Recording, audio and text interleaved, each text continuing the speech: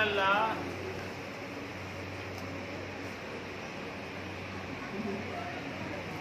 الحمدللہ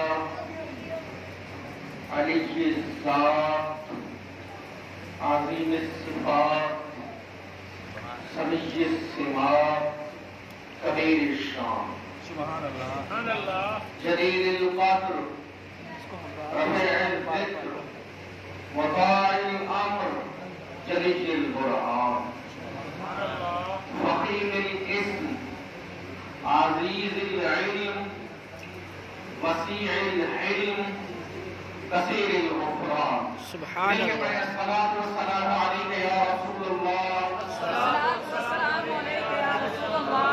الصلاۃ والسلام علیک یا نبی اللہ. الصلاۃ السلام علیک یا نبی اللہ. نویت سنت الاعتکاف. نویت سنت الاعتکاف. جو محفل میں یکسوئی سے نہیں بیٹھنا چاہتا بے شک چلا جائے، لیکن اتنی دیر بیٹھے اللہ کا کلام سنے تو آداب کے ساتھ سنے. اللہ فرماتا ہے اذا سمعوا ما انزل الى الرسول ترى اعینهم، جب وہ اللہ کا کلام سنتے ہیں تو ان کی آنکھوں کو دیکھے گا تفیض من الدمع، اور آنکھوں سے آنسو بہتے ہوں گے. مما عرفوا من الحق، وہ حق تک پہنچ چکے ہوں گے. یقولون ربنا آمنا فاکتبنا مع الشاہدین. اگر اللہ کا کلام سنا جائے، اللہ فرماتا ہے انما المؤمنون الذین اذا ذکر اللہ، مسلمان وہ ہیں جب اللہ کا کلام تلاوت کیا جائے وجلت قلوبهم، ان کے دل ڈر جاتے ہیں. وَإِذَا تُلِيَتْ عَلَيْهِمْ آیَاتُهُ، اور جب اللہ کی آیتیں تلاوت کی جاتی ہیں زادتهم ایمانا، ان کا ایمان بڑھنے لگتا ہے. سبحان اللہ. جب بیٹھے اپنے دل کی دنیا کو ٹچ کر دیں. اب آپ ہیں، اللہ کا کلام ہے اور باقی کچھ بھی نہیں. سارے دنیا کے تصورات سے اپنا دل ختم کر دیں. آپ وہاں جا کے بیٹھے، کوئی بچہ بولے تو باہر نکال. آپ نے جی جب سنے اپنے دل کی دنیا کو آباد کر لیں. کہ دل اگر کہیں آباد ہونا ہے تو اس کلام کے نور سے ہونا ہے. سبحان اللہ. قرآن کے اندر فبأي حدیث بعدہ یؤمنون، اس قرآن کے بعد بھی کوئی چیز ہے جس پہ ایمان لائیں گے، جسے سمجھیں گے. اور انسان تو انسان اوحی الی انہ استمع نفر من الجن، جنہوں کے چھوٹے سے ٹولے نے قرآن سنا. قالوا انا سمعنا قرآنا عجبا، کہنے لگے یہ تو بڑی عظیم چیز ہے. یہدی الی الرشد فآمنا بہ، اللہ نے اسے قرآن بنا دیا. سمجھ رہے ہیں؟ اشرف المخلوقات انسان ہے کہ جن ہے؟ انسان ہے، لیکن اللہ نے جن بھی توجہ سے قرآن سنے تو اسے قرآن بنا دیا. آقا صلی اللہ علیہ وسلم بھی نماز میں کھڑے ہو کے قرآن سننے والے جنوں کی بات کر رہے ہیں. سبحان اللہ. اتنا مرتبہ پایا. یہ اشارہ ہے کہ قرآن سننا ہو تو توجہ سے سنے، پورے دل کے انحراف سے سنے. اور یہی کتاب ہے جو دلوں کو نور دینے والی. سبحان اللہ. بے شک بے شک. ذرا سوچیں، دیکھیں اگر جوشیلی تقریر ہو تو بعض اوقات بندے کو یہ پتہ نہیں چلتا کہ بات کیا ہوئی تھی. بے شک. مولوی صاحب درجے بھر سے بڑے تھے، پوچھا گیا سنا کیا؟ ایک جنرل قاسم اویسی صاحب کی تقریر تھی اور غزالی زمان محمد سعید کاظمی رحمۃ اللہ علیہ کی تقریر. سبحان اللہ.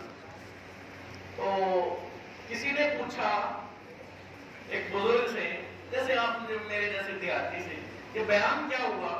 تو اس نے کہا بیان تو قبلہ قاسم اویسی نے کیا، باقی ایک بزرگ آئے تھے جو اوکھے اوکھے لفظ بولتے رہے. سمجھ رہے ہیں بات؟ یعنی اگر نہ سمجھنے والا ہو تو غزالی زمان احمد سعید کاظمی صاحب جیسے کی نہ سمجھے. اللہ. اور سمجھنے والا ہو، میرے بھائی ہم تو سمجھنے والے ہیں، ہم تو دل کی دنیا کھول دینے والے ہیں. بے شک بے شک. اللہ ہمیں آج طاق رہا ہے. سبحان اللہ. میں بھی شاید کہ یہی شب قدر ہو. بے شک. اللہ ہمارا بیٹھنا قبول فرمائے۔ آمین آمین۔ پتہ نہیں لوگ کیا کیا مشغلوں میں مشغول ہوں گے، اللہ نے چن کو آپ کو مسجد میں بٹھایا ہے۔ سبحان اللہ۔ میرے گھر میں وہ آ سکتا ہے جسے میں بلاتا ہوں، بے شک میری مرضی کے علاوہ میرے گھر میں انٹری نہیں کوئی دے سکتا۔ آپ کو اللہ کے گھر میں اللہ نے انٹری دلوائی ہے۔ سبحان اللہ۔ اللہ کی بارگاہ میں قبول ہیں تو آئیے نا۔ تو میرے بھائیوں، اپنے دل کی دنیا کو واہ کر لیجیے۔ میں چند نکات دینا چاہتا ہوں، چند قیمتی باتیں آپ کو دینا چاہتا ہوں، آپ کے ذہن میں بھی رہیں اور ان کو سوچئے گا۔ یہ وہ تقریر نہیں کہ ہم بڑا لمبا لیکچر دے کے فارغ ہو گئے، پتہ ہی نہیں کیا پڑھا تھا۔ پہلی بات، رمضان کا مقدس مہینہ آیا، اپنی برکتیں لایا۔ اللہ ان نوجوانوں کو شاد کام رکھے، آمین اللہ تعالیٰ انہیں آمین آخرت کی برکات سے نوازے۔ آمین۔ یہ آخر میں جب وہ کلام پڑھ رہے تھے اتنا پیارا سراج جی کا، وہ بزرگوں کی آنکھوں میں بھی آنسو تھے، ہے نا؟ ارمان ارمان ارمان آئے۔ جسے رمضان سے محبت ہو نا، وہ یہ چیزیں محسوس کر۔ بے شک بے شک۔ حضور نے فرمایا اگر ایک شخص رمضان کا روزہ ضائع کر دے، اب تو پتہ نہیں کیا ہو گیا ہمارے معاشرے کو، ہٹے کٹے مسٹنڈے ہیں، روزے چھوڑ دیتے۔ حضور نے فرمایا رمضان کا ایک روزہ ضائع کر دے، پھر قیامت تک وہ روزے رکھتا رہے، تو اس ایک روزے کا کفارہ نہیں ہوگا۔ یہ وہ رمضان کا مہینہ ہے۔ حضور نے فرمایا اس کی سعادتیں ہی نہیں ہیں، فرمایا جو رمضان میں گناہ کرے ایک سال کی نیکیاں برباد ہو جائیں۔ اللہ اکبر اللہ اکبر۔ یہ رمضان کا مقدس مہینہ آیا، ذرا سوچئے گا، ایک منٹ کے لیے دل کی دنیا میں اترے گا۔ وہ بدبخت جو روزے کھا پی جاتے ہیں ان سے نہیں بات کر رہا، میں تو ان سلیم الفطرت لوگوں سے بات کر رہا ہوں جنہیں اللہ نے روزوں کی توفیق بخشی، جنہیں اللہ نے روزے کی سعادت عطا کی۔ اب ذرا مجھے بتائیں، کھانا کھانا حلال ہے کہ حرام ہے؟ حلال ہے پانی پینا حلال ہے کہ حرام ہے؟ حلال ہے۔ اللہ فرماتا ہے کلو واشربو، کھاؤ پیو ہنیئن پاکیزہ۔ او بھائی، کھانا پینا تو زندگی کا مدار ہے، اگر نہیں کھائیں گے تو ایک مخصوص لمٹ کے بعد بندہ ڈیڈ ہے، اور پانی پینا تو کھانے سے بھی زیادہ اشد ہے۔ کھانا کھائے بغیر آپ 40 دن تک آخری حد تک چل سکتے ہیں، پانی پیے بغیر تو 8 دن سے زیادہ نہیں بندہ جی سکتا سائنٹیفکلی۔ لیکن اللہ نے کیا کہا کہ روزہ کس چیز کا نام ہے؟ آپ نے کھانا نہیں، آپ نے پینا نہیں۔ میں نے روزہ رکھ لیا، آپ نے روزہ رکھ لیا۔ اب دیکھیں اللہ کے حلال کو روزے نے حرام کر لیا۔ پانی پینا حلال تھا، کھانا کھانا حلال تھا، لیکن میں نے اسے کیا کر لیا؟ حرام کر لیا۔ اب نہ کھانے کھا رہا نہ پانی پی رہا، اتنی شدید پیاس لگ رہی ہے، شدید دھوپ ہے، ظہر کا ٹائم ہے، آپ کی مسجد میں وضو کرنا ہے، یہاں کلی کے لیے پانی ڈالنا، آپ تو تھوڑا پی جائے یار، چل تھوڑا سا اندر لے جائے، تھوڑا سا ذرا ادھر کر لے، رسم دنیا بھی ہے، موقع بھی ہے، دستور بھی ہے، چل۔ لیکن ایمانداری دیکھیے روزہ دار کی کہ ذرا سا قطرہ اندر لے کے نہیں جاتا۔ سبحان اللہ۔ کیوں؟ کہ میرا اللہ تو دیکھ رہا ہے، سبحان اللہ۔ میرے اللہ کو تو پتا ہے اگر میں نے یہ خیانت کر لی میرا روزہ کاہے کا رہے گا۔ ذرا سوچئے، ذرا دل کے جذبے کو جھنجھوڑیے۔ اللہ نے عارضی طور پر پانی حرام کیا تھا، میں نے اتنا پکا اپنے اوپر حرام کر لیا، گلے میں پانی ڈال کے بھی اندر نہیں لے کے جانا۔ جو اللہ نے ہمیشہ کے لیے چیزیں حرام کر دی، جو ایک منٹ کے لیے بھی حلال نہیں ہے، وہ کیسے کر رہا ہوں میں؟ سبحان اللہ۔ وہ کیسے ہو رہی ہیں؟ ہائے ہائے، قرآن نے جن چیزوں کو حرام ٹھہرایا ایک لمحے کے لیے بھی حلال نہیں، وہ کیسے ہو رہی ہیں؟ وہ میں کیسے کر لیتا ہوں؟ ماں باپ کی فرما برداری کرنا فرض، ان کا دل دکھانا حرام۔ آج ماں باپ مظلوموں میں اللہ اکبر۔ ایسے بولتے ہیں ماں باپ سے جیسے ذاتی گھوڑا سے ان سے بولا اللہ اور وہاں دیکھو کیا تو زیادہ سیاح ہو گیا. آج میں نے دیکھا ہے، ویسے دیکھا ہے تو مجھے اقبال کا ایک شعر یاد آیا. میں نے دیکھا نئے فیشن سے کوئی اچھا تھا اپنی تہذیب کے شاداب چمن بیچ نئی تہذیب کی بے روح بہاروں کے عوض اپنی تہذیب کے شاداب چمن بیچ دی. ہمارا یہ کلچر نہیں تھا باپ کے سامنے سر اٹھانا، ماں کے سامنے. لیکن آج مائیں مظلوم ہو گئی، آج باپ مظلوم ہو گیا. آج میں تبصرہ کرتا ہوں باپ پہ، باپ کے بارے میں بولتا ہوں دل تڑپتا چلا جاتا ہوں. ہائے ہائے ماں، اللہ نے اپنی محبت کی مثال دینی چاہی تو ماں کی محبت سے، سبحان اللہ، اپنی محبت کی مثال دینی چاہیے. اس کا اندازہ کریں. آج وہ مائیں مظلوم ہو گئی. 4 کلاسیں پڑھ لی میں نے دیکھا ہے ایم سے پی ایچ ڈی لیول تک جو لوگ چلے جاتے ہیں یا ادھر مذہبی تعلیم میں مفتی تک چلے جاتے ہیں. بعض اوقات وہ کہتے ہیں میرے والد کو نہیں پتا، میرے بھائی نہیں. اگر تیری تعلیم تجھے ماں باپ کا ادب نہیں سکھاتی نا تو تجھے کچھ بھی نہیں آئے. بے شک بے شک. اور پھر دوسرے کا حق کھانا، بے ایمانی کرنا، دھوکہ دینا. اللہ کی قسم اتنے بے ایمان کا کلچر ہے نا ہمارا. اللہ معاف فرمائے، گلی کے سامنے گٹر کا ڈھکن پڑا نا، اٹھا کے اپنے گھر رکھ دیا. پوچھا یار کیا کرے گا؟ ہونی تے کام نہیں آنا کہ گل کما.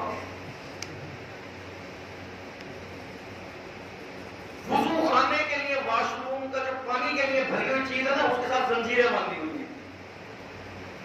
اتنی بے ایمانی.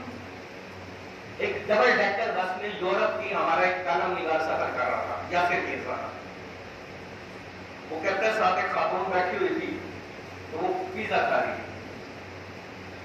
تو وہاں جو ہے نا بس میں پیسے ڈالنے کا سسٹم تھا، یعنی سفر کرے اور خود بندہ پیسے ڈال دے، کوئی لینے والا نہیں تھا. تو کہہ رہا میں نے اس عورت سے خالص پاکستان کی سوال کی. میں نے اس سے کہا کہ کوئی بندہ سفر کر کے اتر جائے پیسے نہ ڈالے، کسی کو کیا پتا لگے گا؟ تو وہ عورت حیرت سے کھڑی ہو اور کہتی ہے اس چھت کے نیچے اتنا بے ایمان کوئی نہیں ہو سکتا کہ سفر کر لے اور پیسے نہ دے.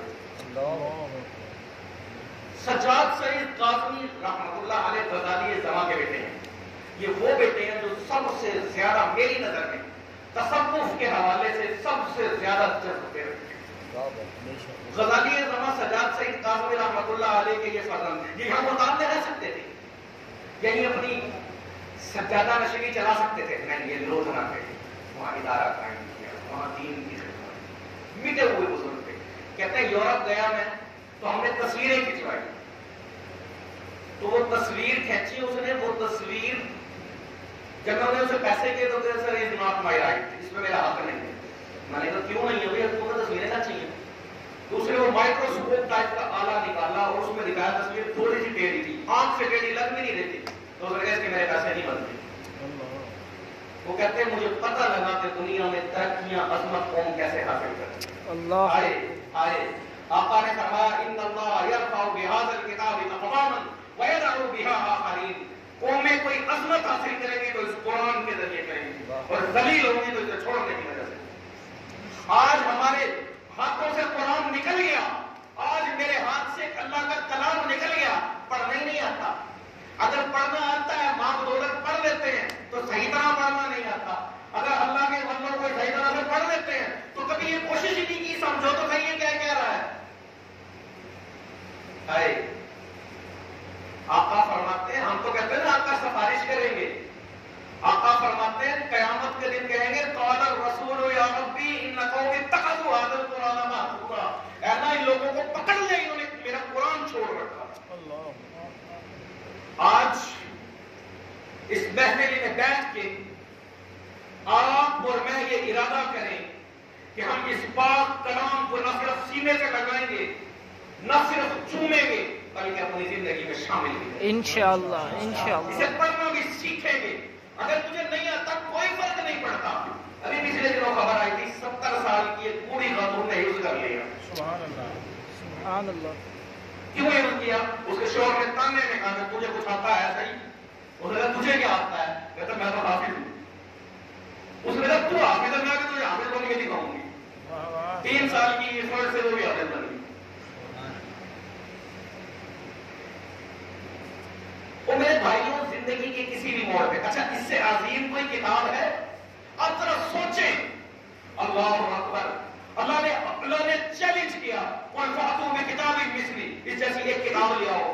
پھر فرمایا فَأْتُوا بِعَشْرِ سُوَرٍ مِثْلِي، اس جیسی 10 سورتیں لے آؤ۔ پھر فرمایا فَأْتُوا بِسُورَةٍ مِّن مِثْلِي، اس جیسی کوئی ایک سورت لے آؤ۔ یار دنیا بھر کے کافروں نے زور لگا لیا اسلام کو مٹانے کا، قرآن کو مٹانے کا، وہ اس جیسی کوئی ایک سورت بنا کے لے آتے نا۔ اللہ نے کیا فرمایا؟ فَإِن لَّمْ تَفْعَلُوا وَلَن تَفْعَلُوا، تم یہ ماضی میں بھی نہیں کر سکے، قیامت تک نہیں کر سکو گے۔ فَاتَّقُوا النَّارَ، اس آگ سے ڈرو۔ ہاں، وَلَوْ كَانَ بَعْضُهُمْ لِبَعْضٍ ظَهِيرًا قُلْ لَئِنِ اجْتَمَعَتِ الْإِنسُ وَالْجِنُّ، اگر انسان اور جن ساری مخلوق اکٹھی ہو جائے، عَلَىٰ أَن يَأْتُوا بِمِثْلِ هَٰذَا الْقُرْآنِ، اس جیسی کتاب لانا چاہے، لَا يَأْتُونَ بِمِثْلِهِ، اس کی مثال نہیں لا سکیں گے۔ وَلَوْ كَانَ بَعْضُهُمْ لِبَعْضٍ ظَهِيرًا، تم سارے ایک دوسرے کے مددگار بن جاؤ، نہیں لا سکو۔ امام شافعی فرماتے ہیں کہ بدر سے لے کے آج تک کی کوئی جنگ نہ ہوتی اگر کافر قرآن کے معارضے میں لا سکتے۔ ذرا آپ غور کریں، آپ سمجھدار ہیں، باشعور ہیں۔ ایک کتاب آتی ہے، تھوڑے دن بعد ایک اور کتاب آ جاتی ہے، وہ اس سے بہتر ہوتی ہے۔ 5 سال پہلے ایک مصنف کا، ایک محقق کا جہاں ذہن تھا، 5 سال بعد ذہن اور ترقی کرتا ہے، سوچ اور ترقی کرتی ہے، علم اور ترقی کرتا ہے۔ ایسے سردانش صاحب، وقت کے ساتھ ساتھ ذہن امپروو ہوتا ہے، اور پھر بندہ کیا کرتا ہے؟ کہتا ہے پہلی چیز صحیح نہیں تھی، اب چیز صحیح ہے، اب اس سے زیادہ بہتر ہے۔ ذرا اندازہ کرو 1400 سال پہلے وہ کتاب نازل ہوئی، آج سائنس کہاں پہنچی، آج ٹیکنالوجی کہاں پہنچی، آج دنیا کی ترقی کہاں پہنچی۔ دیکھیں ہم یوں ہاں کرتے ہیں، جاپان میں یوں نہ کرتے ہیں، یوں ہاں کرتے ہیں، یوں نہ کرتے ہیں، یوں ہاں کرتے ہیں، ہم اور وہ کس طرح کرتے ہیں؟ اپوزٹ، جس طرح ہم ہاں کرتے ہیں اس طرح وہ نہ کرتے ہیں۔ ہر تہذیب کے مختلف طریقے ہیں۔ میاں صاحب لاہور والے کی طرف عزت کا لفظ سمجھا جاتا ہے، اور ڈی جی 1 سائڈ پہ نا گھٹیا ترین لفظ سمجھا جاتا ہے، گالی کے مترادف۔ ہر ایک کا اپنا کلچر ہے، ہر ایک کی اپنی تہذیب ہے، ہر ایک کے اپنے رویے ہیں، لیکن پوری دنیا کی ایک کتاب کرتے ہیں ساری دنیا کے انسانوں کے لیے ہدایت ہے۔ کوئی ہے اور کتاب؟ اور پھر اتنی سائنسی ترقی کر گئی۔ لاہور کے پروفیسر ہیں احمد رفیق اختر، کہتے ہیں آج سے 40 سال پہلے میں نے قرآن کو پڑھنا شروع کیا، اس نظر سے کہ اس میں غلطیاں نکالوں گا۔ کہتے ہیں 40 سال ہو گئے، اس کے سحر میں کھو گیا، اس کے علمی سحر میں کھو گیا۔ جناب ایک لفظ، ایک شوشہ، ایک کلمہ تو کوئی غلط نہیں، تحقیق کر کر کے۔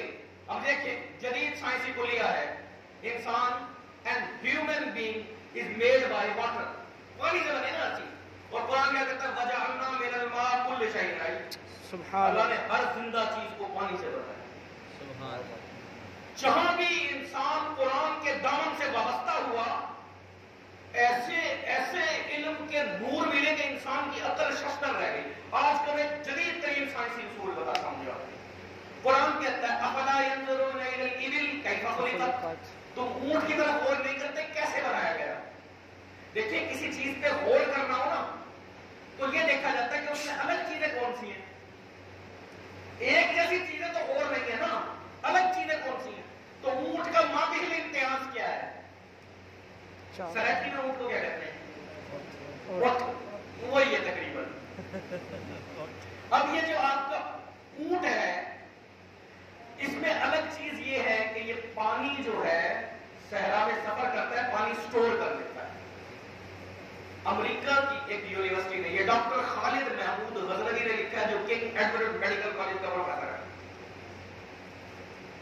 امریکہ کی ایک یونیورسٹی میں مرتے دم تک 40 اونٹ ہر بر اعظم سے اکٹھے کیے، تحقیق کی، پتہ لگا ایک کلیہ تھا کہ اس کے پیٹ میں سے سٹوریج کی جگہ ہوتی ہے، پتہ لگا کوئی سٹوریج کی جگہ نہیں ہے پیٹ میں۔ پھر ایک اور کلیہ تھا کہ کہیں اس کا کوہان پگھلتا ہے اور اس سے پانی مل جاتا ہے. 40 اونٹ ہر بر اعظم کے مرتے دم تک رکھے, پتا لگا کچھ بھی نہیں, کوئی کوہان نہیں پگھلتا, پوائنٹ فرق نہیں پڑتا. تو پھر نئے طریقے سے تحقیق کی گئی تو پتا چلا کہ اس کی زبان پہ ایک جھلی ہوتی ہے. اس کی زبان پہ کیا ہوتی ہے؟ جھلی. جو H2O کے فارمولے سے خود بخود پانی بنا دیتی ہے. سبحان اللہ. اور کچھ ٹائم کے بعد وہ جھلی ختم ہو جاتی ہے. پھر اللہ. اسے مزید وقفہ چاہیے ہوتا ہے. سمجھ رہے ہیں بات؟ H2O کا فارمولا پانی بنانے کا فارمولا. اللہ اکبر. اب یہ پانی بنانے کا فارمولا اونٹ کی زبان خود کر لیتی ہے. اب کیا کر رہے ہیں؟ اب مصنوعی طور پہ پانی تیار کرنے کی جھلی زبان پہ لگانے کی تیاری کر رہے ہیں. جب یہ کلیہ کامیاب ہو جائے گا تو یہ آپ کے سارے برتن بیکار ہو جائیں گے. بندہ کیا کرے گا؟ پانی پی لیا. اتنی جدید سائنسی ایجاد اس قرآن کے نور سے وابستہ ہونے لگی. آئی کریں بات.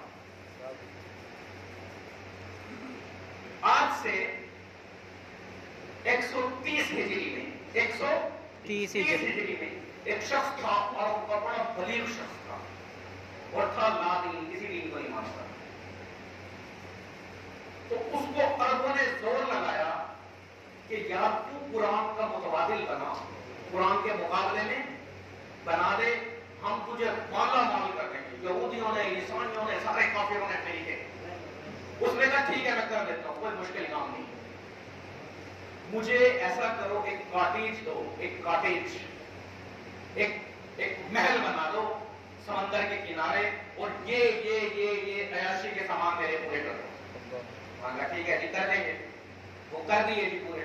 اس نے کہا 1 سال کے بعد میں آؤں گا اور تمہیں متبادل قرآن کا دے دوں گا. 1 سال کے بعد اس نے لکھ کے بھیجا کہ میں نے متبادل تیار کر لیا. جناب اللہ آپ کو جزا دے. متبادل تیار کر لیا, بہت بڑا جلسہ سجایا, بہت بڑا مجمع لگایا, اور کافروں نے کہا آؤ مسلمان عالموں تمہارے قرآن کا جواب دے دیا. اب وہ آئے بزرگ, بڑے بڑے علماء آئے, بڑے بڑے اس دور کے, دیکھتے تو کافروں نے کیا کیا. بہت بڑا مجمع سجا تھا. وہ راستے میں آ رہا تھا, ایک مسلمان بچی یہ آیت پڑھ رہی تھی. قیل یا ارض ابلعی ماءک ویا سماء اقلعی وغید الماء وقضی الامر واستوت علی الجود وقیل بعدا للقوم الظالمین. سبحان اللہ. سبحان اللہ. اس نے آیا سنی ٹھٹک کے کھڑا ہو گیا. کہتا ہے یہ کون سا کلام پڑھ رہی ہے بچی؟ لگتا ہے جیسے قرآن کی آیت ہے. وہاں پہنچا اور اس نے وہ جو لکھا تھا قرآن کا اس کے ٹکڑے کرنے شروع کر دیے. اور کہتا ہے میں جو بنا کے لایا تھا نا, میں نے چھوٹی سی بچی سے سنا ہے, ایک اتنی سی آیت بلاغت کے 32 قائد. ما ھذا کلام البشر, یہ انسان کے بس کی بات نہیں ہے. لا الہ الا اللہ محمد رسول اللہ. سبحان اللہ. وہ بھی مسلمان ہو. میرے بھائیوں, آج ہم نے اس قرآن کو چھوڑ دیا. ایک اور چلتے چلتے بات بتاتا جاؤں. ایک کلیہ آیا یورپ میں ہیومنزم کا, کہ جی عورتوں کے ساتھ زیادتی ہوتی ہے, عورتوں کو برابری کی بنیاد پہ چلنا چاہیے, عورتوں کو ترقی ملنی چاہیے. ٹھیک ہے نا. پہلے کوئی ایک مرد عورت سے زیادتی کرتا تھا, اب سینکڑوں مرد عورت سے زیادتی کرنے لگے. برطانیہ میں 98 میں 1998 میں ایک سروے ہوا,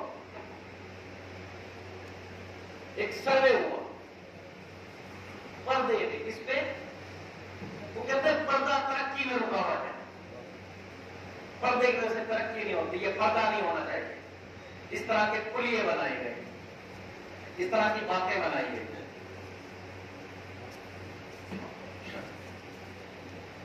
نعرہ تکبیر, اللہ اکبر, رسالت, یا رسول اللہ, خلافت, پردہ کیا ہے جی؟ ترقی کی راہ میں رکاوٹ ہے. ایک مسلمان ہمارا علماء کا وہ تذکرہ کر رہا تھا. وہ عورت سے وہ اسلام کی تبلیغ کر رہے تھے. ایک عورت آئی اور اس نے ہاتھ ملانے لگی. تو اس نے کہا میں نہیں ہاتھ ملاتا. اس نے کہا کیوں؟ اس نے کہا میرا ہاتھ یہ میری بیوی کے علاوہ کسی کو نہیں کر سکتا.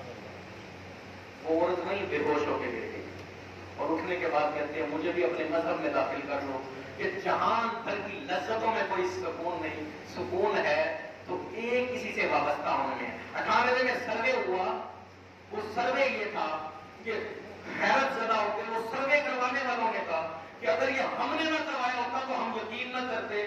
98% عورتوں نے 98% عورتوں نے کہا کہ پردے والی زندگی سکون کی زندگی. یہ جو عورت کو مزدور بھی بنانا, عورت سے کام بھی لینا, عورت بیچاری برابر کا ورک بھی کرے اور پھر اسے بچہ بھی پالنا, پھر اسے گھر کی مصروفیات بھی اٹھانی اور مرد کی ہوسناک نگاہوں کا نشانہ بھی بننا, یہ آزادی نہیں, یہ عورت کی غلامی ہے حقیقت. اور قرآن نے 1400 سال پہلے کہا تھا وَقَرْنَ فِي بُيُوتِكُنَّ وَلَا تَبَرَّجْنَ تَبَرُّجَ الْجَاهِلِيَّةِ الْأُولَىٰ.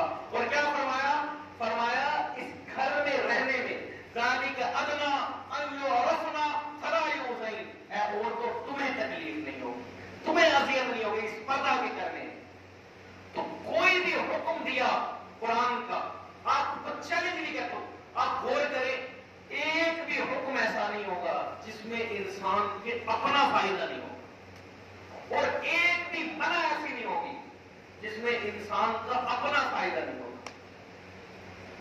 لیکن پھر بھی بدقسمتی اور تیرا بختی کا عروج نہیں ہے کہ ہم نے اس پاک کتاب کو چھوڑ دیا, ہم نے اللہ کے کلام کو چھوڑ دیا, ہماری زندگیوں سے وہ نکل گیا.